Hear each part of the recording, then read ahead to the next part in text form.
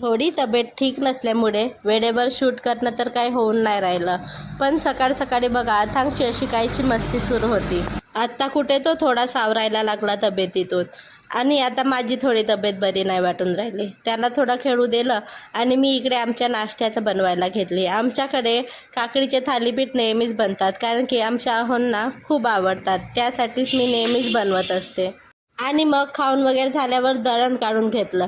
तर बघा माझा अथांग त्या पिठांच्या डब्यांनाच तबला पेटी बनवून थोडासा खेळून राहिला. आणि बघा ना, जसं 2 तबल्यांवर हात मांडतो तसेच याने पण ठेवलं आहे 2 डब्यांवरती. अथांगला लूज मोशन्स लागले होते, तर अशी काय मी साबुदाण्याची खीर त्याला बनवून देत आहे. इथे काहीच टाकलेलं नाही, फक्त साबुदाणा आहे. त्याला थोडं बळं वाटेल याच उद्देशाने. आणि मग संध्याकाळच्या वेळेस संडे असल्यामुळे मच्छीचा बेत होता. चला तर मग व्हिडिओ आवडले चॅनलला सबस्क्राईब नक्की करा.